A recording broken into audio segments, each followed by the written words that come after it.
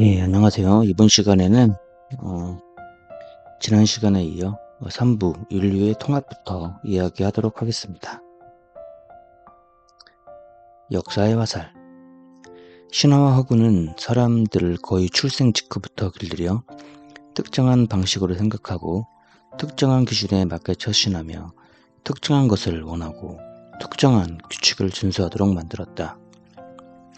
그러므로 수백만 명이 효과적으로 협력할 수 있게 해주는 인공적 본능을 창조했다.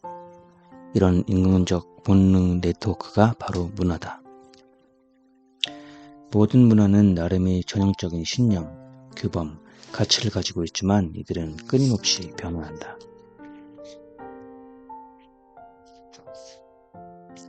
중세의 문화가 기사도와 기독교를 어떻게든 조화시키는데 실패했던 것 마찬가지로 오늘날 세계는 자유와 평등을 조화시키는데 실패하고 있다. 작고 단순한 문화들이 점차 뭉쳐져 더 크고 복잡한 문명으로 변했다. 그래서 세계의 메가문화의 개수는 점점 적어지는 동시에 각각은 점점 더 크고 복잡해졌다. 수천 년이라는 단위를 스캔하는 시점을 취하는 게 낫다. 이 시각에서 보면 역사가 통일을 향해 끊임없이 움직이고 있다는 사실은 명약관화하다.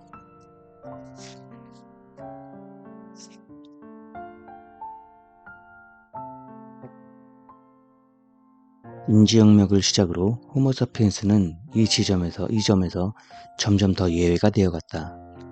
사람들은 처음 보는 사람들과 정기적으로 협력하기 시작했다.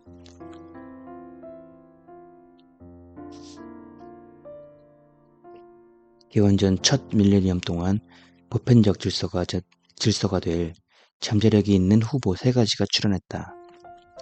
최초로 등장한 보편적 질서는 경제적인 것, 즉 화폐 질서였다. 두 번째 보편적 질서는 정치적인 것, 즉 제국의 질서였다. 세 번째 보편적 질서는 종교적인 것, 즉 불교, 기독교, 이슬람교 같은 보편적 종교의 질서였다. 10. 돈의 향기. 수많은 낯선 사람들이 협력하려 할 때 호의와 임무의 경계가 제대로 기능하지 않는다. 이때 물물 교환에 의지할 수는 있다. 하지만 물물 교환은 제한된 범위의 물품을 서로 교환할 때만 효과적이다. 복잡한 경제의 토대가 될 수는 없다. 대부분의 사회는 많은 수의 전문가를 연결시키는 좀 더 쉬운 방법을 찾아냈다. 돈을 개발한 것이다. 복잡한 상업체계가 제대로 기능하려면 모종의 화폐가 반드시 있어야 한다. 이런 신뢰를 창조한 것은 정치, 사회, 경제적 관계의 매우 복잡하고 장기적인 네트워크다. 왜 별고 배동 껍데기나 금화나 달러를 신뢰할까? 내 이웃들이 그것을 신뢰하기 때문이다. 그리고 내 이웃들이 그것을 신뢰하는 이유는 내가 그것을 신뢰하기 때문이다. 화폐의 역사에서 진정한 돌파구가 생긴 것은 그 자체로 내재적 가치가 없는 돈, 그렇지만 저점과 운반이 쉬운 돈을 사람들이 신뢰하게 되었을 때다. 정해진 무게의 귀금속은 결국 동전, 즉 주화를 탄생시켰다. 역사상 최초의 주화는 기원전 640년 아나톨리아 서부에 있던 리디아의 왕 알뒤아테스가 만들었다.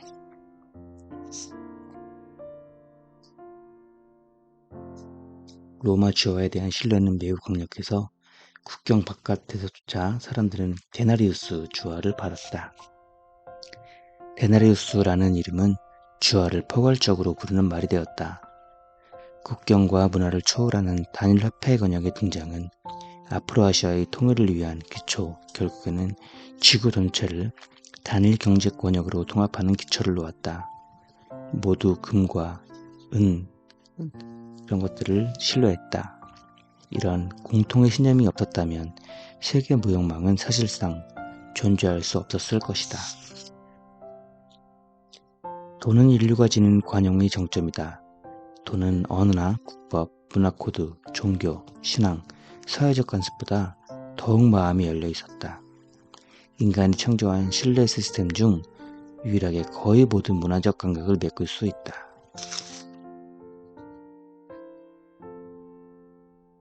11. 제국의 비전. 과거에 존재했던 문화 대부분은 늦든 이르든 어떤 무자비한 제국의 군대에 희생되었고, 제국은 이들 문화를 망각 속에 밀어넣었다. 제국도 마침내 무너지지만 대체로 풍성하고 지속적인 유산을 남긴다. 21세기를 사는 거의 모든 사람은 어디가 되었든 제국의 후예이다. 제국이란 정치 질서는 두 가지 중요한 특징을 지닌다. 그런 명칭으로 불리려면 서로 다른 문화적 정체성을 지니고 서로 떨어진 지역에 살고 있는 상당히 많은 숫자의 서로 다른 민족이나 국민을 지배해야 한다. 둘째, 제국의 특징은 탄력적인 국경과 잠재적으로 무한한 식욕이 있다.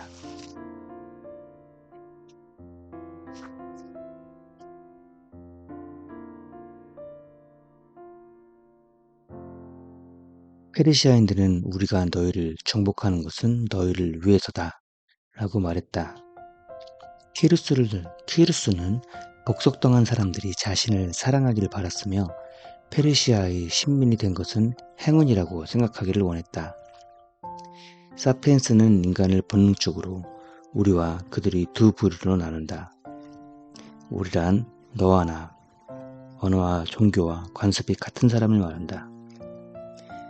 키루스와 페르시아에서 시작된 새로운 제국가는 알렉산드로스 대왕에게로, 그에게서 다시 고대 그리스의 왕, 로마의 황제, 무슬림 칼리프, 인도의 세습군주, 그리고 미국 대통령에게로 이어졌다.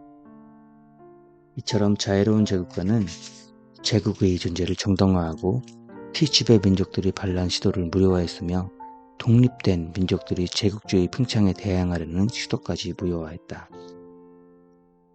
중국을 통일한 최초의 황제인 진시황은 이렇게 자랑했다. 우주의 6방위를 통틀어 만물이 황제에 속한다. 제국은 수많은 작은 문화를 융합해 몇 개의 큰 문화로 만드는 데 결정적 역할을 했다. 제국이 공통의 문화를 적극적으로 전파한 이유로 첫 번째 못지않게 중요한 두 번째 이유는 정통성을 얻기 위해서였다. 로마인들도 유사한 주장을 폈다. 자신들이 야만인들에게 평화와 정의와 교양을 전해주고 있다는 내용이다. 대체로 제국은 자신들이 복종시킨 민족에게 많은 것을 흡수하여 혼성 문명이 되었다. 몇몇의 경우에는 문화적 동화와 동질화 과정에서 신참과 옛 엘리트 사이의 벽이 마침내 무너지기도 한다. 피정복민은 제국을 더 이상 낯선 점령 시스템으로 보지 않고 정복자도 그들의 신민을 자신과 동등하게 보게 된다. 중국에서 제국 프로젝트는 더욱 철저히 성공했다. 처음에는 야만이라고 불렀던 엄청나게 많은 문화 집단이 2000년에 걸쳐서 중국의 제국 문화에 성공적으로 통합되어 한족이 되었다. 인류의 모든 문화는 적어도 부분적으로는 제국과 제국주의 문명의 유산이며, 어떤 학술적, 정치적 외과수술을 한다 해도 환자를 죽이지 않고 제국의 유산만을 도려낼 수는 없다. 영국인들은 인도 사법제도에 초석을 놓았으며 행정부 구조를 창건했고 경제적 통합에 극히 중요한 철도망을 건설했다. 독립인도는 영국에 구현된 형태의 서구식 민주주의를 정부의 형태로 받아들였다. 21세기 초에도 여전히 200개가량이 독립국가로 나뉘어져 있다. 세계는. 그러나 이들 중 어떤 국가도 진정한 의미에서 독립적이지 않다. 서로에게 의존하기 때문이다. 세계 경제는 엄청난 자본과 노동과 정보의 흐름에 의해 형성된 단 하나의 글로벌 무역과 금융 네트워크로 연결되어 있다. 수많은 제국은 인류의 이익에 도움이 되는 보편적인 정치 질서를 구축하겠다고 약속해왔다. 그러나 전부 거짓말로 끝났고 실패했다. 진실로 보편적이었던 제국, 모든 인류에게 유익했던 제국은 단 하나도 없었다. 앞으로의 제국은 잘 해낼 수 있을까? 종교의 법칙. 오늘날 종교는 흔히 차별과 의견 충돌과 분열의 근원으로 여겨진다. 하지만 실상 종교는 돈과 제국 다음으로 강력하게 인류를 통일하는 매개체다. 종교가 역사에서 맡은 핵심적 역할은 늘 이처럼 취약한 구조에 초월적인 정당성을 부여하는 데 있다. 종교는 초인적 질서에 대한 믿음을 기반으로 하는 인간의 규범과 가치 체계라고 정의할 수 있다. 종교는 광범위한 사회적 질서를 정당화할 능력이 있지만 모든 종교가 그 잠재력을 작동시킨 것은 아니었다. 두 가지 추가적인 속성이 필요했다. 언제 어디서나 진리인 보편적이고 초인적인 질서를 설파해야 한다. 이 믿음을 모든 사람에게 전파하라고 강력히 요구해야 한다. 종교는 보편적이면서 선교적이어야 한다. 농업혁명은 종교혁명을 동반한 것으로 보인다. 농업혁명이 미친 최초의 종교적 효과는 동식물을 영원히 원탁에 앉은 동등한 존재에서 소유물로 끌어내린 것이다. 고대 신화의 많은 부분은 실상 인간이 동식물을 지배하는 대가로 신들에게 영원히 헌신하겠다는 약속을 담은 법적인 계약이었다. 우주 최고 권력에게 다가가는 유일한 이유는 모든 욕망을 버리고 좋은 일과 나쁜 일을 다 끌어안고 패배나 가난, 질병, 죽음까지도 끌어안기 위해서일 것이다. 많은 경우 제국의 엘리트 자체가 피정복민의 종교와 의례를 받아들였다. 로마인들은 아시아의 키벨레의 여신을, 이집트인들은 이시스를 그들의 만신전에 기꺼이 추가했다. 로마인들이 오랫동안 관용을 거부했던 유일한 신은 일신교적이고 개종을 요구하는 기독교의 신이었다. 로마인들이 살해한 기독교인은 몇천 명을 넘지 않았다. 이와 대조적으로 이후 1500년간 기독교인은 사랑과 관용의 종교에 대한 조금 다른 해석을 지키기 위해서 다른 기독교인 수백만 명을 학살했다. 17세기 유럽을 휩쓸었던 카톨릭과 개신교 사이의 종교전쟁은 특히 악명이 높다. 우리에게 알려진 최초의 일신교는 기원전 1350년경 이집트에서 나타났다. 아케나드는 아덴 숭배를 국교로 삼았고 다른 모든 신에 대한 숭배를 저지르려고 했지만 그의 종교혁명은 성공하지 못했다.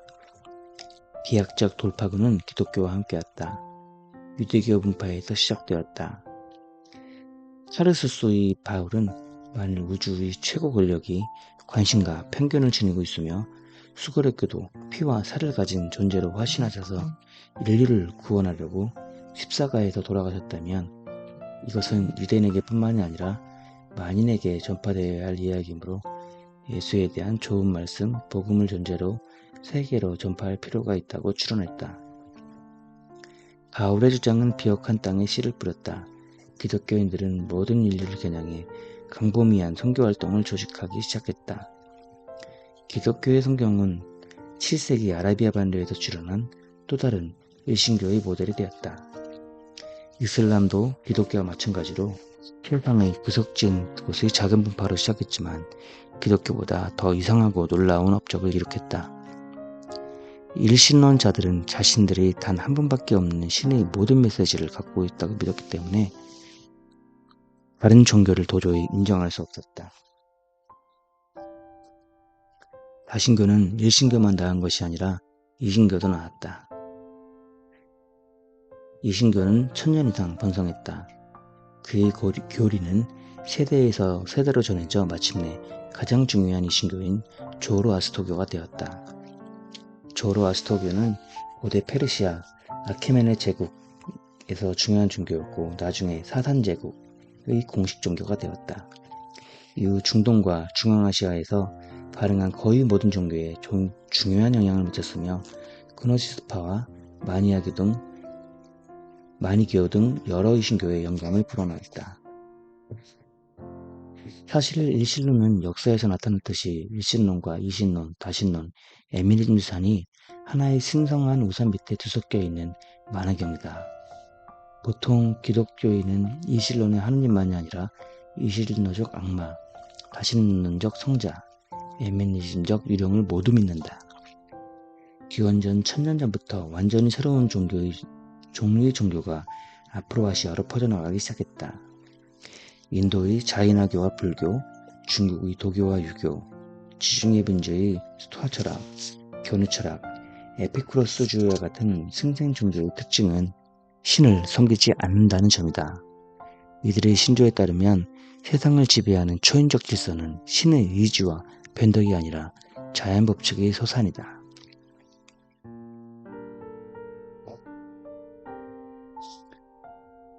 석가모니는 6년에 걸쳐 인간 번뇌의 핵심과 원인과 취해법에 대해 명상을 했고 마침내 그 번뇌의 원인은 불운이나 사회적 불공정, 신의 변덕에 있는 것이 아님을 깨달았다. 번뇌는 사람의 마음이 행동하는 패턴에서 일어나는 것이었다. 마음은 무엇을 경험하든 대개 집착으로 반응하고 집착은 항상 불만을 낳는다. 가장 위대한 왕이라 할지라도 슬픔과 번민으로부터 끊임없이 달아나며 더 영원히 큰 즐거움을 들쫓는 번뇌 속에 살 운명이다. 석가모니는 이런 악순환에서 벗어나는 방법이 있다는 사실을 발견했다. 만일 즐거운 일이나 불쾌한 일을 경험했을 때 마음이 사물을 있는 그대로 이해할 수 있다면 거기에는 고통이 없다. 집착 없이 실체를 있는 그대로 느끼게끔 훈련하는 일련의 명상기법을 개발했다. 이 방법은 우리 마음이 지금과 다른 어떤 경험을 하고 싶은가 보다 지금 나는 무엇을 경험하고 있는가 라는 질문에 온 관심을 쏟도록 훈련시킨다. 열반에 이른 사람은 모든 고통에서 해방된다. 이들은 실제를 극도로 분명하게 경험하며 환상이나 망상에서 자유롭다. 이들도 분명 불쾌함이나 고통에 맞닥뜨릴 테지만 그런 경험은 이제 아무런 정신적 고통을 일으키지 않는다. 집착이 없는 사람은 고통받지 않는다.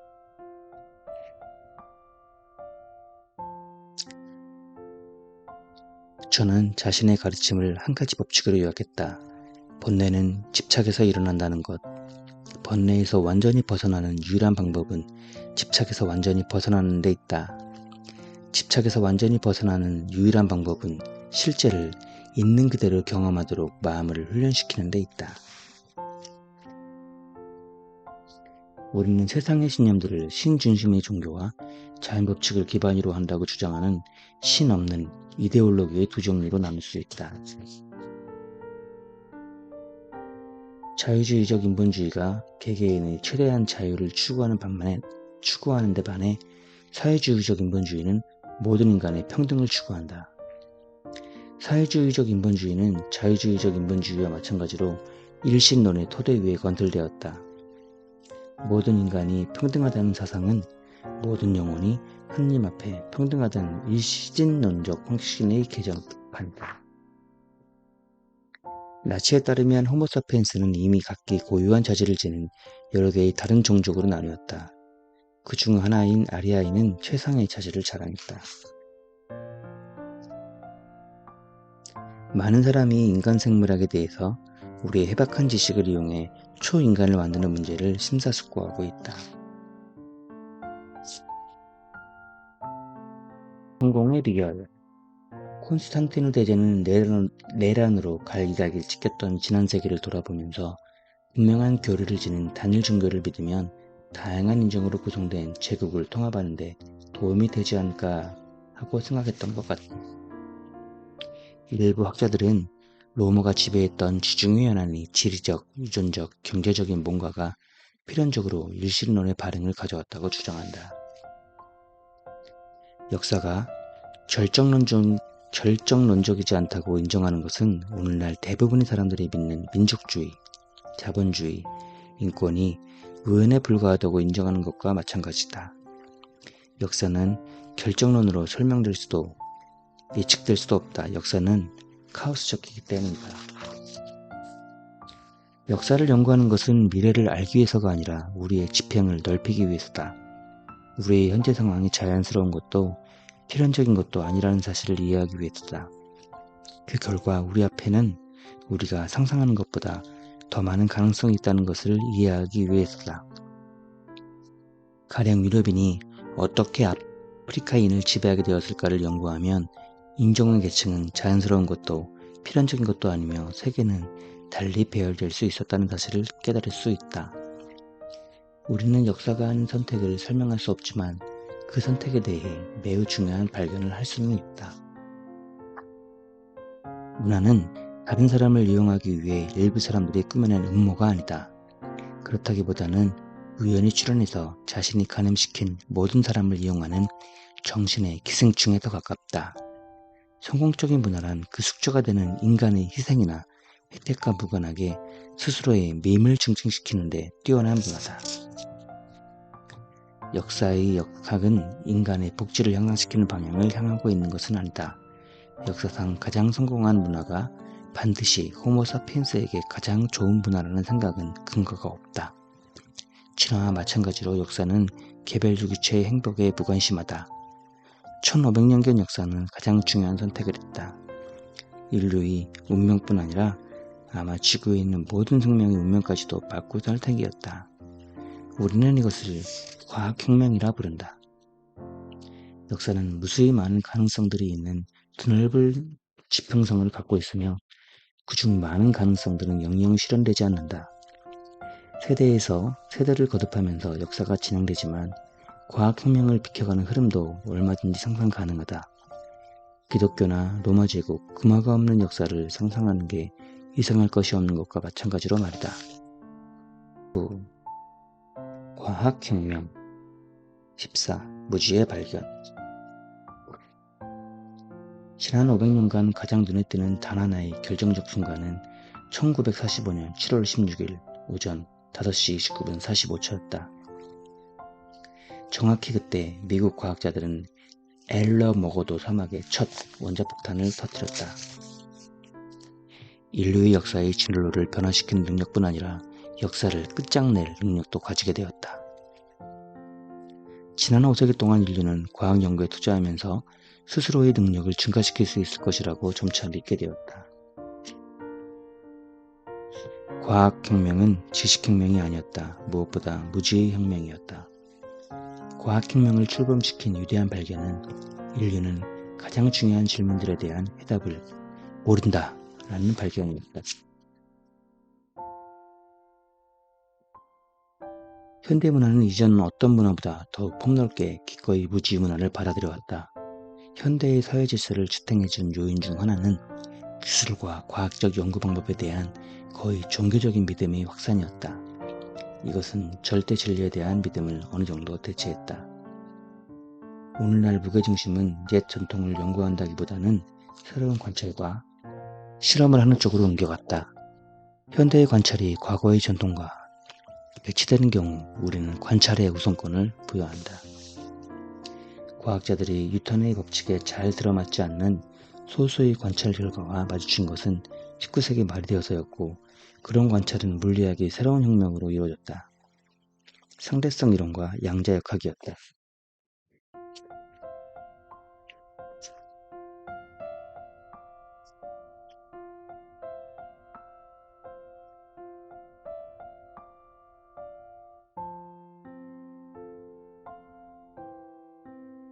과학혁명의 선도적 프로젝트는 인류에게 영원한 생명을 주는 것이다.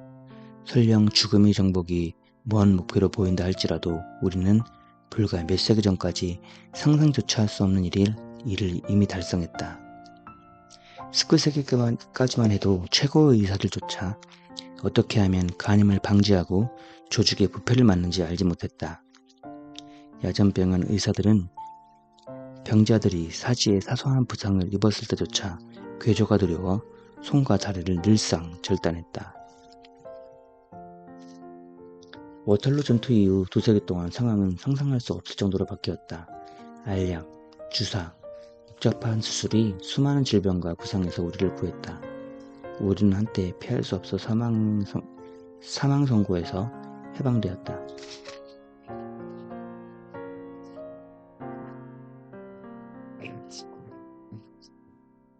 몇몇 진지한 학자들은 2050년이 되면 일부 인류는 죽지 않을 것이라고 전망한다.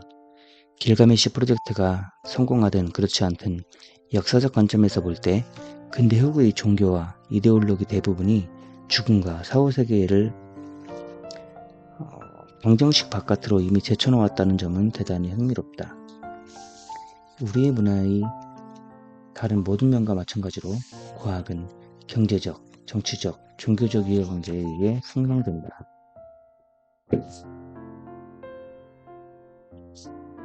대부분의 과학 연구에서 자금이 지원되는 이유는 그 연구가 모종의 정치적, 경제적, 종교적 목적을 달성하는 데 도움이 되리라고 누군가 믿기 때문이다. 과학자들이 자신이 돈의 흐름에 통제하는 정치적, 경제적, 종교적 이해관계를 항상 의식하고 있는 것은 아니다. 많은 과학자가 실제로 순수한 직접 호기심에 행동한다. 하지만 과학적 의제가 과학자들에 의해 좌지우지되는 경우는 극히 드물다. 제한된 자원을 끌어오려면 우리는 무엇이 더 중요한가? 무엇이 좋은가 같은 질문에 대답해야 한다. 과학은 우선순위를 스스로 정할 수 없다. 자신이 발견한 것으로 무엇을 할 수 있을 것인지 결정할 능력도 없다. 순수한 과학적 견지에서 본다면 가령 늘어나는 유정한 지식을 가지고 우리가 무엇을 해야 하는지 분명치 않다. 그 지식을 암치료에 이용해야 할까? 아니면 유전자 조작 슈퍼맨을 만든 데 써야 할까? 과학 연구는 모종의 종교나 이데올로기와 제휴했을 때만 번성할 수 있다. 이데올로기는 연구비를 정당화한다. 15. 과학과 제국의 결혼. 괴혈병의 효과적인 치료법이 발견된 덕분에 영국은 세계의 대양을 지배하고 지구 반대편에 군대를 보낸 능력이 크게 향상되었다.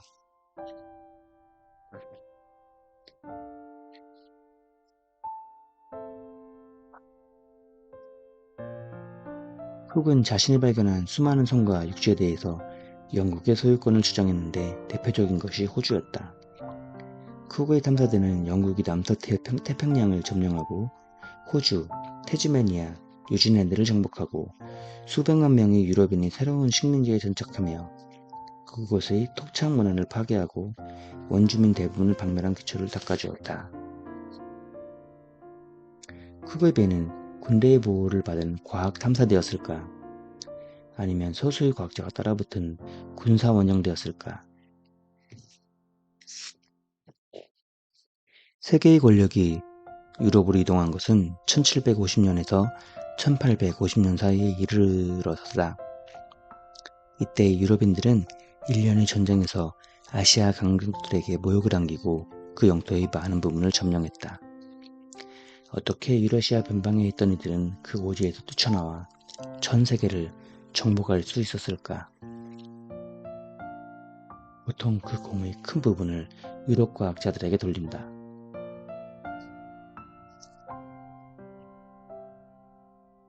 중국과 페르시아인에게 부족했던 것은 증기기금과 같은 기술적 발명이 아니었다. 이들에게 부족한 것은 서구에서 여러 세기에 걸쳐 형성되고 성숙한 가치 신화, 사법기구, 사회적 정치 구조였다. 이런 것들은 빠르게 복사하거나 내면화할 수 없었다. 1850년경이 되자 그 중요성은 갑자기 뚜렷해졌다. 1750년에 유럽과 중국, 이슬람 세계가 외관상 동등해 보였던 것은 신기루일 뿐이었다. 매우 높은 탑을 세우고 있는 두 건축가를 상상해보자. 한 사람은 나무와 진흙 벽돌을, 다른 사람은 강철과 콘크리트를 재료로 쓴다. 처음에는 두 방법 사이에 별로 차이가 없어 보인다. 근대 초기의 유럽은 어떤 잠재력을 개발했기에 근대 후반 세계를 지배할 수 있었을까? 이 질문에는 서로 보완적인 두 가지 답이 존재하는데 바로 현대과학과 자본주의다. 유럽인은 기술적인 우위를 누리기 전부터 과학적이고 자본주의적인 방식으로 생각하고 행동하는 습관이 있었다. 무엇이 현대과학과 유럽 제국주의 사이의 연대를 구축했을까? 19세기와 20세기에는 기술이 중요한 요인이었지만 근대 초기에는 기술의 중요성에 한계가 있었다. 유럽 제국주의는 역사상 존재했던 다른 모든 제국주의 프로젝트들과 완전히 달랐다. 과거의 제국 주자들은 자신들이 이미 세상을 이해하고 있다고 주장하는 경향이 있다. 정복자들은 단지 그들의 세계관을 활용하고 퍼뜨리는 것에 불과했다.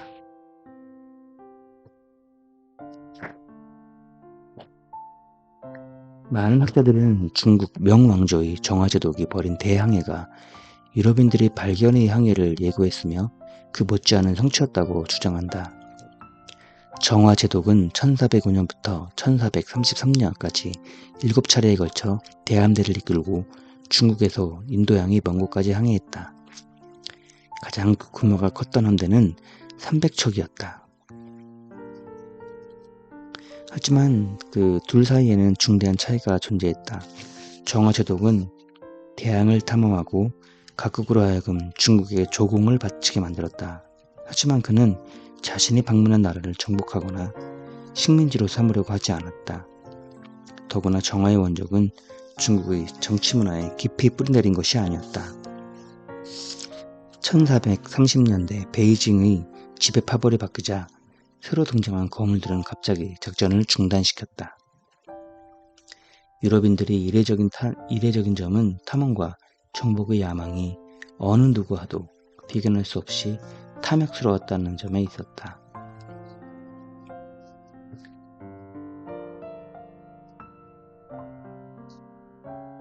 오히려 이상한 것은 근대 초기 유럽인들이 걸린 열병이었다. 그 열병은 그들로 하여금 낯선 문화가 가득한 머나먼 미지의 땅으로 항해하여 그 해변에 한 발 디딘 뒤 즉각 이렇게 선언하게끔 만들었다. 이 땅은 모두 우리 왕의 것이다.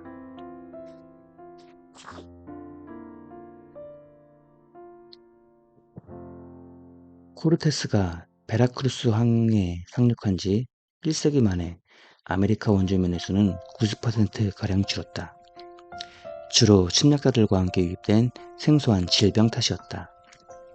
생존자들은 아즈텍보다 훨씬 극악하고 탐욕스러우며 인종차별적인 정권의 지배를 받게 되었다. 코르테스가 멕시코에 상륙한 지 10년 후 피사로의 잉카 제국 연안에 도착했다. 그가 데려간 군대는 코르테스보다 훨씬 더 적어서 원정대원의 숫자는 168명에 불과했다. 하지만 피사로는 지난 침략에서 얻은 지식과 경험으로 큰 이점을 누렸다. 그에 비해 잉카는 아즈텍의 운명에 대해서 전혀 모르고 있었다.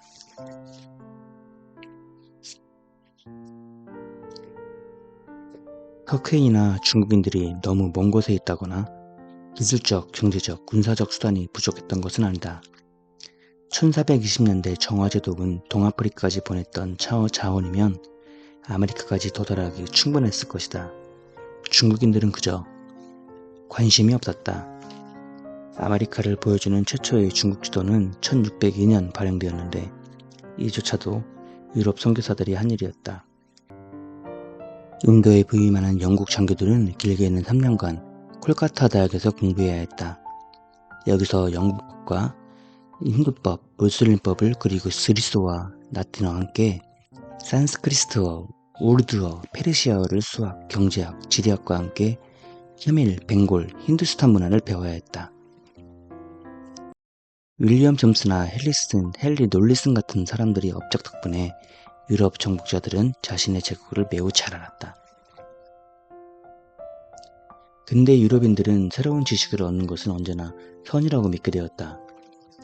제국에서 새로운 지식이 끊임없이 생산되는 덕분에 제국에는 진보적이고 적극적인 사업이라는 이미지가 붙었다. 심지어 오늘날에도 지리학, 고고학, 식물학 같은 과학의 역사는 적어도 간접적으로라도 유럽 제국의 공로를 인정하지 않을 수 없다. 게다가 제국에 의해 축적된 새로운 지식은 적어도 이론적으로는 피지배 민족을 이롭게 하고 이들에게 진보의 혜택을 가져다 줄 수 있었다. 이 제국들은 과학과 긴밀히 협력했던 덕에 엄청난 힘을 발휘했고 세계를 엄청나게 바꾸어 놓았으므로 이들에게 간단히 선하다거나 악하다거나 하는 딱지를 붙일 수는 없다. 제국들은 우리가 아는 세상을 창조했고 여기에는 우리가 그들을 평가하는 데 사용하는 이데올로기도 포함된다. 하지만 제국주의자들은 과학을 좀 더 사악한 목적에도 사용했다. 생물학자, 인류학자, 심지어 언어학자들까지 유럽인들은 다른 모든 인종에 비해 우월하다며 따라서 이들을 지배할 권리를 가진다는 주장을 뒷받침하는 과학적 증거를 제공했다. 오늘날의 엘리트들은 인종 간의 생물학적 차이보다는 문화 간의 역사적 차이라는 측면에서 우월성을 정당화하는 것이 보통이다. 그건 그들이 타고난 속성이야 라고 더 이상 말하지 않고 그건 그들이 문화 탓이야 라고 말한다. 과학자들은 제국주의 프로젝트에 실용적 지식, 이데올로기적 정당화, 기술적 장치를 공급했다. 이러한 기여가 없었다면 유럽인들이 세계를 정복할 수 있었을지 극히 의심스럽다. 정복자들은 과학자들에게 정보와 보호를 제공하고 온갖 종류의 이상하고 흥미진진한 프로젝트를 지원하고 지구 구석구석에 과학적 사고방식을 퍼뜨림으로써 보답했다. 제국의 지원이 없었다면 근대 과학이 이렇게까지 발전할 수 있었을지 의심스럽다. 과학과 제국의 일약 성공 뒤에는 특히 중요한 힘 하나가 숨어있다. 자본주의다. 만일 돈을 벌려는 사업가들이 없었다면 콜럼버스는 아메리카에 도달하지 못했을 것이고 제임스 쿡은 호주에 도착하지 못했을 것이며 닐 암스트롱은 달 표면에 그 작은 발자국을 남기지 못했을 것이다.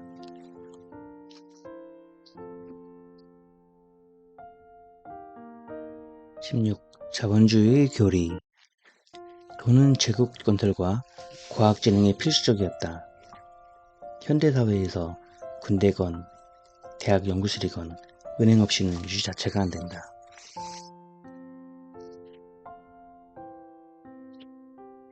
만일 우리가 미래의 수입을 이용해서 현재 무엇을 건설할 수 있다면 새롭고 놀라운 계기가 수없이 많이 열렸다.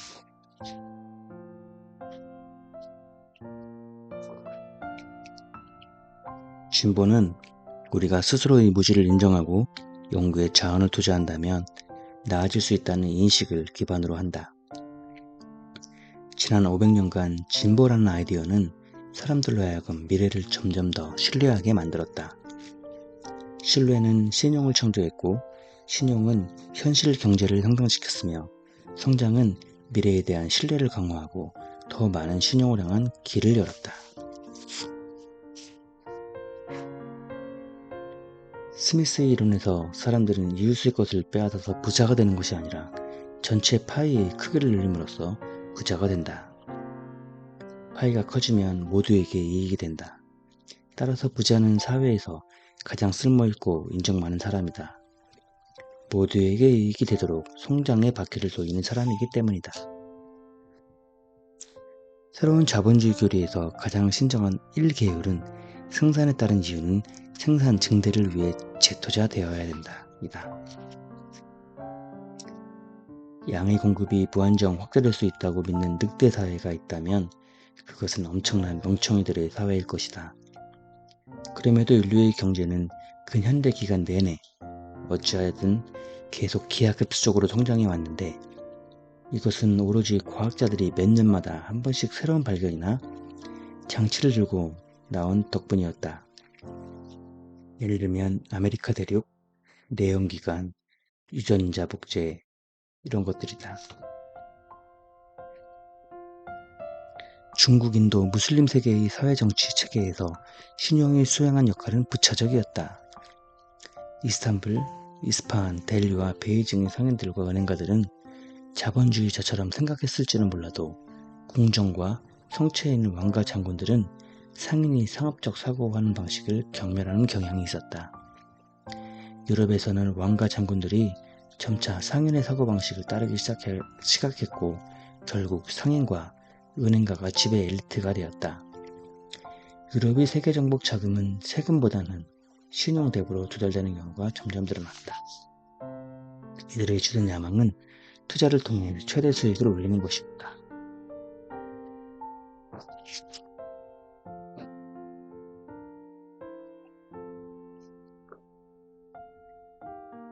왕자들과 은행가들이 탐사의 잠재력에 대해서 더 큰 신뢰를 갖고 있었으며 기꺼이 자신들의 돈으로 참여를 하고 싶어 했다. 이것이 제국주의적 자본주의 마법순환이었는데 신용대출은 새 발견을 할 자금을 공급했고 발견은 식민지로 이어졌고 식민지는 수익을 제공하였으며 수익은 신뢰를 만들어냈고 신뢰는 더 많은 신용대출로 바뀌었다. 자본주의 사업가들은 정복을 거듭하면 할수록 재정 탄력이 점점 불었다. 수십 년이 흐르는 동안 유럽에는 복잡한 금융 시스템이 발달했다.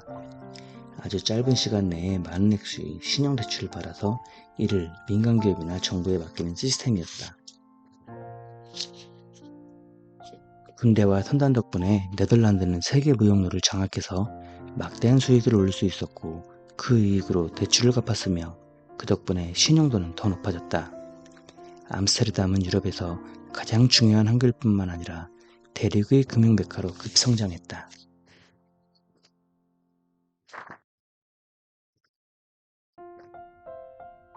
네덜란드의 인도네시아 국유화, 영국의 인도 국유화가 이루어졌지만 이로 인해 자본주의와 제국의 포용은 끝났다고 볼 수 없다. 서구 정부는 자본주의자들의 노동조합이 되어가고 있다. 정부가 큰 돈을 벌려고 나선 가장 악명 높은 사례가 영국과 중국이 벌인 제1차 아편전쟁이다. 1840년 영국은 자유무역이라는 명목으로 중국에 정식으로 전쟁 선포를 했다. 자신감 광역이던 중국은 증기선, 대구 영대포, 로켓, 신속발사 소총 같은 영국의 침묵에 상대가 되지 않았다. 이어진 평화조약에서 중국은 영국 마약 상인의 활동을 제약하지 않겠다고 약속했고 중국 경찰이 마약 상인에게 끼친 피해도 보상하기로 했다. 19세기 말 중국 인구의 10분의 1에 이르는 약 4천만 명이 마약 중독자였다.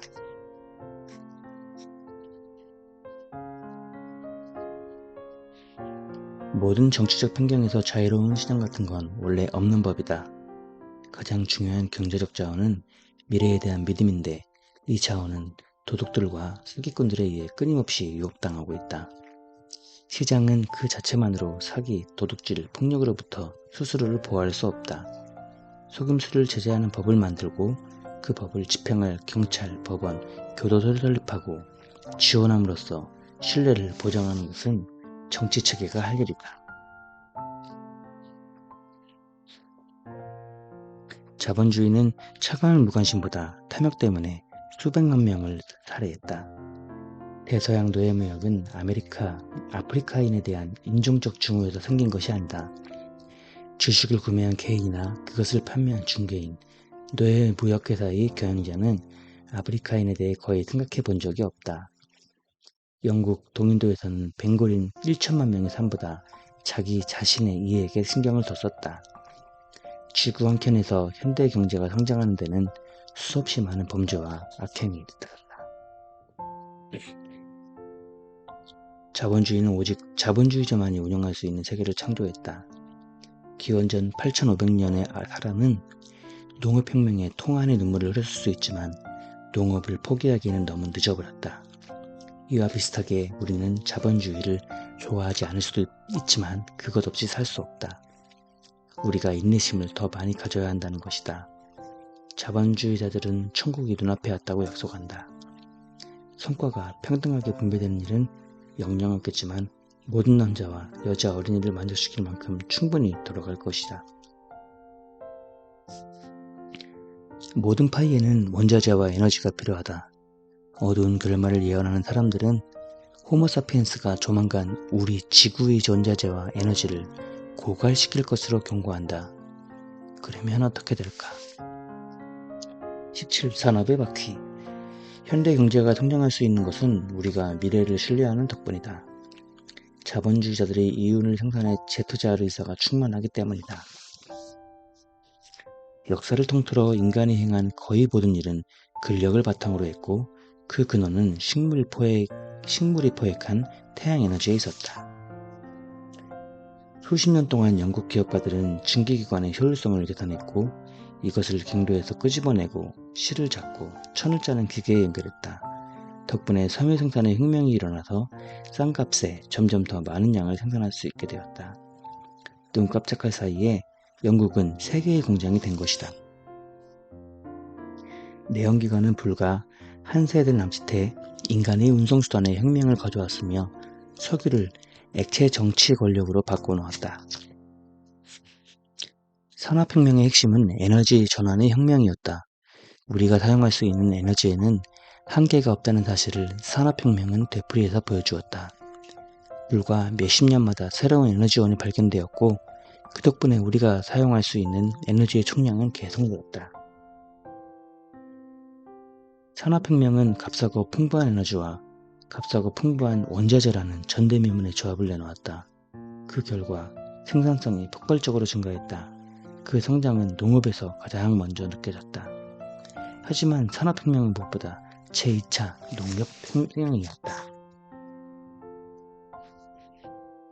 산업화된 농업의 비극은 동물의 주관적 욕구를 무시하면서 객관적 욕구만 잘 챙긴다는 점이다. 농업의 산업화가 없었다면 도시의 산업혁명은 결코 일어날 수 없었을 것이다. 공장과 사무실에서 일할 사람이 부족했을 것이기 때문이다. 공장과 사무실은 농업에서 풀려난 수십억 명의 손과 두뇌를 흡수해서 전대미문의 생산물을 본물처럼 쏟아내기 시작했다. 비만은 소비지상주의의 이중승리다. 사람들은 너무 많이 먹고 다이어트 제품을 산다. 경제성장의 이중으로 기여하는 것이다. 오늘날 대부분의 사람들은 자본주의, 소비시장주의 이념을 성공적으로 준수하며 살아간다. 새로운 윤리가 천국을 약속하는 대신에 내놓은 조건은 부자는 계속 탐욕스러움을 유지한 채 더 많은 돈을 버는데 시간을 소비할 것, 그리고 대중은 갈망과 열정의 고삐를 불어넣고 점점 더 많은 것을 구매할 것이다. 끝없는 혁명. 세상이 호모사피엔스의 필요성에 맞게 변형되면서 서식지는 파괴되고 종들은 멸종의 길을 걸었다. 과거 녹색과 푸른색이던 우리의 행성은 콘크리트와 플라스틱으로 만든 쇼핑센터가 되는 중이다. 미래의 사피엔스에는 온갖 새로운 원자재와 에너지원의 보고를 손에 넣되 이와 함께 겨우 남아있는 자연 수색지를 파괴하고 대부분의 종을 멸종시킬지 모른다. 산업혁명은 시간표와 조립라인을 거의 모든 인간의 활동의 틀로 변화시켰다. 산업혁명은 인류사회의 수직까지의 커다란 격변을 불러왔다. 산업적 시간에 적응하는 것은 그중 하나에 불과했다. 가족과 지역 공동체가 붕괴하고 국가와 시장이 그 자리를 대신한 사건이다. 가족과 공동체가 수행하던 전통적 기능은 대부분 국가와 시장에게 넘어갔다. 마을의 삶에는 많은 거래가 있었지만 쥐불이 따른 경우는 드물었다. 인간의 필요 대부분은 가족과 공동체의 보살핌으로 충족되었다. 연장자들은 촌민들의 수입이 얼마나 되는지를 알고 있었고 제국의 군대를 개입시키지 않아도 보통 세금 납부를 강제할 수 있었다. 세월이 흐르면서 국가와 시장은 점점 커지는 권력을 이용해 가족과 공동체의 결속력을 약화시켰다. 국가는 가족 간의 피해 복수를 경찰을 보내 막았고 법원의 판결로 대체했다. 국가와 시장은 거절할 수 없는 제한을 가지고 사람들에게 접근했다. 그들은 말했다. 개인이 되어라. 누가 되었든 내가 원하는 사람과 결혼해라. 부모의 허락을 받을 필요는 없다. 내게 맞는 직업을 선택해라. 우리 즉 국가와 시장이 당신을 돌볼 것이다. 식량과 주거, 교육과 의료, 복지와 직업을 제공할 것이다. 임금과 보험을 제공하고 당신을 보호해 줄 것이다. 수백만 년에 걸친 진화의 결과 우리는 스스로 공동체 구성원으로서 생각하며 살아가도록 설계되었지만 불과 2세기 만에 우리는 소외된 개인이 되었다. 오늘날 부모의 권위는 완전히 후퇴했다. 젊은이들은 연장자의 말을 따를 의무를 점점 줄이고 있고 이에 부모들은 자녀의 삶에서 무엇이든 잘못된 것이 있으면 비난을 받는다. 소비지상주의와 민족주의는 우리로 하여금 우리가 수백만 명의 모르는 사람들과 같은 공동체 속에 있으며 모두가 공통의 과거, 공통의 관심사, 공통의 미래를 갖고 있다고 생각하게끔 만들려고 무진장 애를 쓴다. 지난 2세기 동안 변화의 속도는 너무나 빨랐고 그런 나머지 사회질서는 동적이고 가변적이라는 속성을 지니게 되었다. 오늘날은 모든 해가 혁명적이다. 우리는 집단 전체보다 개인의 고통에 더욱 쉽게 공감할 수 있다는 점이 있다. 폭력이 감소한 것은 대체로 국가의 등장 덕분이다. 역사를 통틀어 대부분의 폭력은 가족 공동체가 서로 일으키는 국지적 반목이 원인이었다. 왕국과 제국이 강력해지면서 공동체의 고삐를 쳐자 폭력은 줄어들었다. 1945년 이래 대부분의 제국들은 평화로운 조기 은퇴를 선언했다. 이들의 붕괴 가족은 상대적으로 신속하며 조용하며 질서가 정연했다. 1945년 영국은 지구의 4분의 1을 지배했다. 그로부터 30년 뒤 그 지배권은 몇 안 되는 작은 섬들에 한정되었다. 1945년 이래 국가는 정복과 병탄을 위해 다른 국가를 침략하는 짓을 더 이상 하지 않았다. 진정한 평화는 단지 전쟁이 없는 것만이 아니다. 진정한 평화는 전쟁을 결코 받아들일 수 없는 것을 말한다. 이런 의미에서 세상에 진정한 평화가 있던 적은 예전에는 없었다. 평화가 너무 널리 퍼져 있어 사람들이 전쟁을 상상조차 할 수 없던 시대는 과거에는 달리 없었다.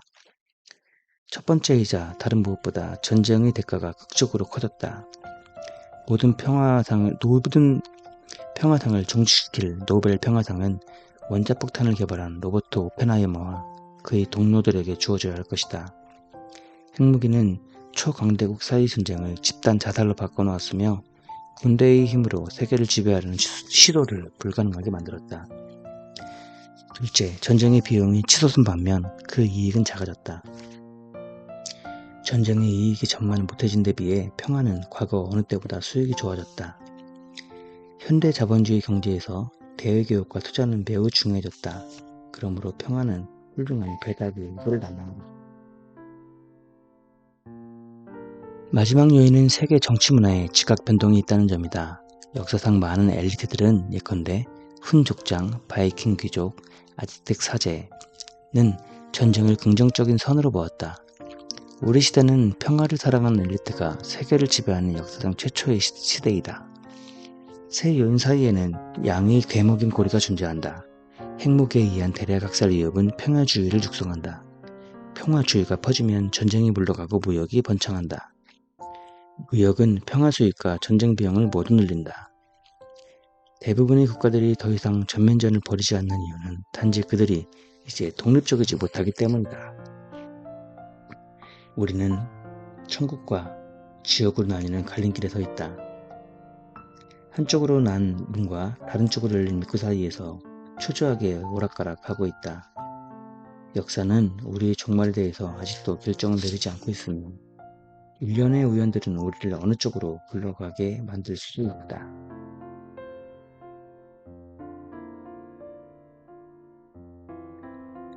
그리고 그들은 행복하게 살았다.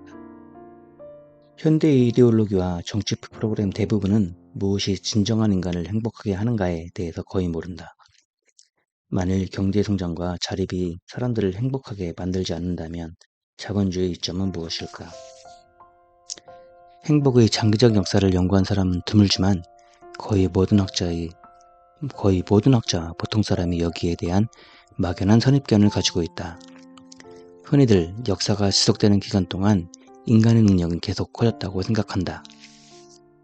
새로운 재능, 형태, 기술이 반드시 더 나은 삶을 만들어주는 것은 아니다. 인류가 농업혁명에서 농경을 배웠을 때 집단으로 이들이 환경을 바꾸는 힘은 커졌을지 모르지만 수많은 개인의 삶은 더 팍팍해졌다. 지난 반세기 짤막한 황금시대였는데 이것조차 미래에 파국을 일으킬 씨를 뿌린 시기였다는 사실이 나중에 확인될지도 모른다.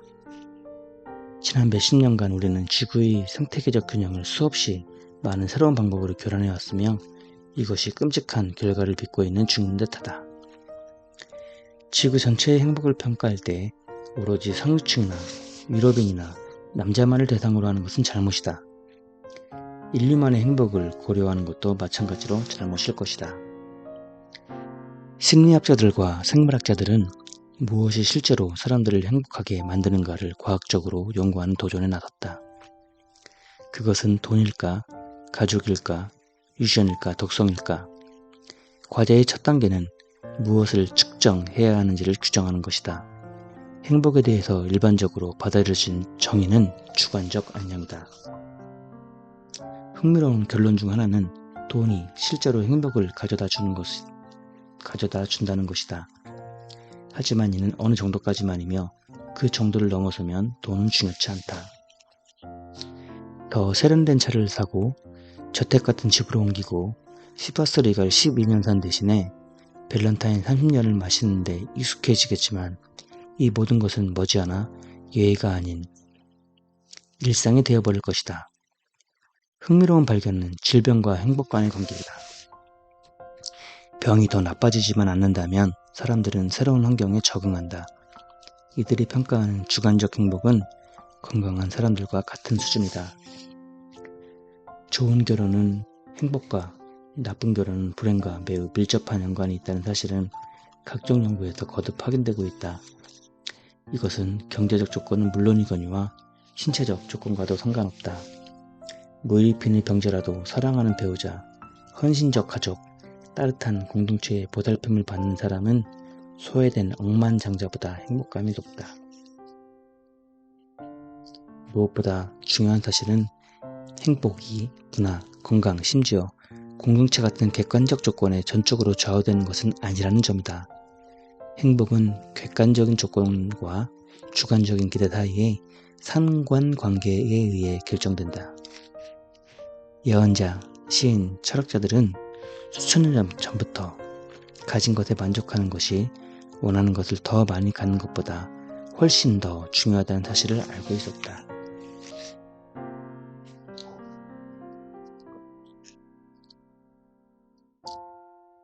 당신이 5천년 전에 어떤 마을에 사는 젊은이라면 아마도 스스로 외모가 괜찮다고 생각할 것이다. 하지만 당신이 오늘날의 10대 청소년이라면 스스로 부적격자라고 느낄 가능성이 매우 크다. TV나 페이스북, 대형 광고판에서 매일 보는 영화배우, 운동선수, 슈퍼모델과 비교를 할 것이기 때문이다. 영원한 생명도 불만으로 이어질 수 있다. 생각해봐라. 모든 질병을 고치는 치료법과 노화를 효과적으로 막아주는 요법, 젊음을 영원히 유지하는 회춘요법 등을 찾아냈다고 하자. 그 직접적인 결과는 분노와 불안이 사상 유례없이 광범위하게 일어나는 현상일 것이다. 새로운 기적의 요법을 받을 돈이 없는 사람, 그들은 격렬한 분노에 휩싸릴 것이다. 생물학자들에 따르면 우리 정신세계와 감정세계는 수백만 년의 진화에 의해 만들어진 생화학적 체제의 지배를 받는다. 뉴런, 도파민, 옥시토신 등의 다양한 생화학 물질에 의해 결정된다. 사람을 행복하게 만드는 것은 오로지 하나밖에 없다. 바로 신체 내부의 쾌락인 것이다. 어떤 일이 닥치더라도 상대적으로 즐거운 상태를 잘 유지하는 사람이 있을 것이다. 그런가 하면 세상이 그의 발치에서 어떤 선물을 도와주던 항상 언짢은 상태인 사람도 있다. 차를 사거나 소설을 쓰는 것이 우리 생화학 시스템을 바꾸지는 못한다. 아주 짧은 시간 동안 생화학 시스템을 흔들어 놓을 수 있겠지만 곧 원래의 설정된 값으로 돌아오기 마련이다. 만일 당신에게 살아야 할 이유가 있다면 당신은 어떤 일이든 견뎌낼 수 있다. 의미 있는 삶은 한참 고난을 겪는 와중이라도 지극히 행복할 수 있다. 어떤 병사는 자신은 고향을 지키기 위해 싸움으로 삶에 의미가 있다고 하고 어떤 기업가는 새로 회사를 세우는 데 있어 자신의 의미를 발견했다고 하자. 이들이 찾는 의미가 중세 사람들이 경전을 읽거나 십자군 전쟁에 참전하고 새로운 성당을 짓는 것에 더 찾았다는 의미보다 더 환상적인 것도 아니다. 내 개인적인 내러티브가 주변 사람들의 내러티브와 일치하는 한 나는 내 삶이 의미 있는 것이라고 확신할 수 있으며 그 확신을 통해 행복을 찾을 수 있다. 이것은 꽤 우울한 결론이다.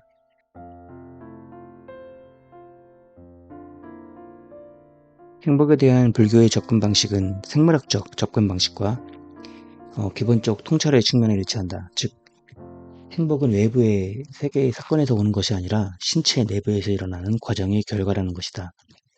하지만 동일한 통찰에서 시작했음에도 불구하고 불교는 생물학과 매우 다른 결론에 도달한다. 우리의 감정이 바다의 파도처럼 매 순간 변하는 순간적 요동에 지나지 않다는 데 있다. 만일 내가 즐거운 감정을 경험하고 싶다면 불쾌한 감정을 몰아내면서 즐거운 감정을 끊임없이 추구해야 한다. 그토록 없는 보상을 받는 것이 뭐가 그리 중요한가? 번뇌의 진정한 근원은 이처럼 순간적인 감정을 무의미하게 끝없이 추구하는 데 있다. 이 때문에 우리는 항상 긴장하고 동요하고 불만족스러운 이런 상태에 놓인다. 사람들이 번뇌에 벗어나는 길은 이런저런 덧없는 즐거움을 느끼는 것이 아니라 이 모든 감정이 영원하지 않다는 속성을 이해하고 이에 대한 갈망을 멈추는 데 있다. 이것이 불교 명상의 목적이다. 명상을 할 때는 자신의 몸과 마음을 깊이 관찰하여 모든 감정이 끊임없이 일어나고 사라지는 것을 목격하며 그런 감정을 추구하는 것의 덧없음을 깨달아야 한다. 어쩌면 일어났을지도 모르는 무언가를 공상한 대신에 지금 이 순간을 사는 것이다. 부처의 가장 심원하고 중요한 통찰은 따로 있다. 진정한 행복은 주관적 느낌이나 감정과도 무관하다는 점이다. 사실 우리가 스스로의 주관적 느낌을 중요하게 여기면 여길수록 우리는 더 많이 침착하게 되고 괴로움도 더 심해진다. 대부분의 사람들은 스스로의 감정, 생각, 호불호를 자신과 동일시하는데 이는 잘못이다. 특정한 감정을 끈질기게 추구하는 행위는 자신을 고통스럽게 만드는 함정이라는 것도 모른다. 대부분의 역사서는 위대한 사상가의 생각, 전사의 용맹, 성자의 자선, 예술가의 창의성에 초점을 맞춘다. 이런 책들은 사회적 구조가 어떻게 짜이고 풀어지는가에 따라서 제국의 흥망에 대해서 기술의 발견과 확산에 대해서 할 말이 많다. 하지만 이 모든 것이 개인의 행복과 고통에 어떤 영향을 미치는가에 대해서는 아무것도 말해주지 않는다. 이것은 우리 역사의 이해에 남아있는 가장 큰 공백이다. 우리는 이 공백을 채워나가기 시작해야 할 것이다. 20. 호모사피엔스의 종말. 어느 단계에선가 기린, 돌고래, 침팬지, 네안데르탈인 같은 생물에게 의식과 계획 수립 능력이 진화했다. 자연 선택된 새들을 사냥하는 방법밖에 없었는데 이런 구체제의 첫 균열이 생긴 것은 약 1만 년 전 농업혁명이 진행되던 시기였다. 40억 년에 걸쳐 이어온 자연선택이라는 구체계는 오늘날 완전히 다른 종류의 도전에 직면하고 있다. 전 세계의 실험실에서 과학자들은 살아있는 개체의 유전자를 조작하여 원래 해당 종에 없는 특성을 부여하는 그 정도까지 자연선택의 법칙을 위반하는 중이다.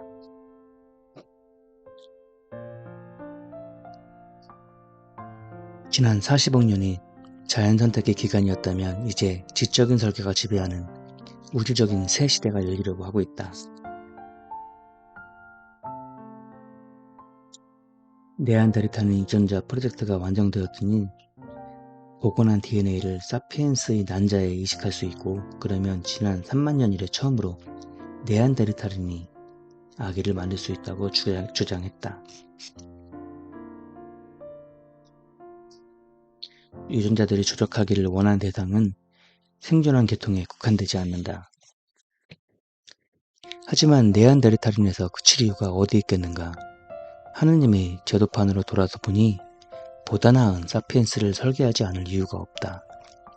앞으로 몇십 년 지나지 않아 유전공학과 생명공학 기술 덕분에 우리는 인간의 생리기능, 면역계, 수명뿐 아니라 지적, 정서적 능력까지 크게 변화시킬 수 있게 될 것이다. 약간의 추가적인 변화만 있으면 제2차 인지혁명의 불이부터 새로운 형태의 의식이 창조되고 호모사피엔스가 완전히 새로운 무언가로 바뀔 수 있다. 생명공학이 네안데르탈인을 정말 부활시킬 수 있을지는 분명하지 않다. 하지만 호모사피엔스의 막을 내리게 할 가능성은 매우 크다. 우리가 더 이상 호모사피엔스가 아니게 될 가능성은 있다. 우리는 지금 진정한 사이보그가 되려는 경계선에 아슬아슬하게 발을 걸치고 있다. 이 선을 넘으면 우리는 신체에서 떼어날 수 없으며 우리의 능력, 욕구, 성격, 정체성이 달라지게 하는 무기물적 속성을 갖게 될 것이다. 사피엔스 역시 사이보그로 변하는 중이다. 최첨단 보청기는 바이오닉 귀라고도 불린다.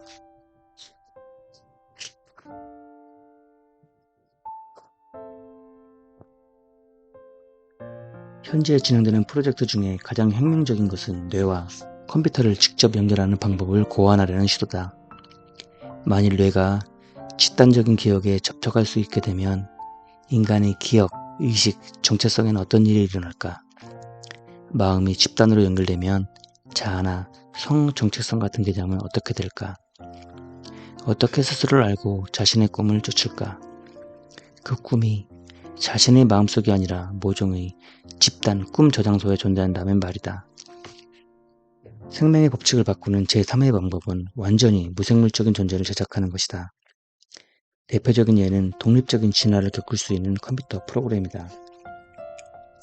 당신의 뇌를 휴대용 하드드라이브에 백업해서 노트북의 컴퓨터에서 실행한다고 가정하자. 당신의 노트북은 사피엔스처럼 생각하고 느낄 수 있을까? 만일 그렇다면 그것은 당신일까? 아니면 다른 누구일까? 아마도 우리와 미래의 주인공들의 차이는 우리와 네안데르탈인 차이보다 더 클 것이다.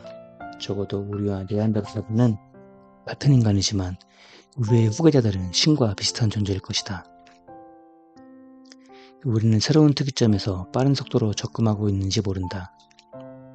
우리에게 우리 세계에 의미를 부여했던 개념, 나, 너, 남자, 여자, 사랑, 미움, 이 관념이 무관해지는 지점 말이다. 그 지점을 넘어서 벌어지는 일들은 그게 무엇이든 우리에게 아무런 의미도 없다. 프랑켄슈타인 신화는 호모사피엔스로 하여금 종말의 날이 빠르게 다가오고 있다는 사실을 직감하게 만든다. 핵재앙이나 생태적 재앙이 우리를 먼저 파괴해버리지 않는 한 지금과 같은 속도로 기술이 발달한다면 호모사피엔스가 완전히 다른 존재로 대체되는 시대가 곧 올 것이다. 그 존재는 체격뿐 아니라 인지, 감정면에서 우리와 매우 다를 것이다. 우리가 진지하게 받아들여야 할 것은 역사의 다음 단계에서는 기술적, 유기적 영향뿐 아니라 인간의 의식, 정체성에도 근본적인 변형이 일어나리라는 생각이다. 2050년이 되면 일부 사람이 이미 죽지 않는 존재가 되어 있을 것이라고 말한 사람도 있다.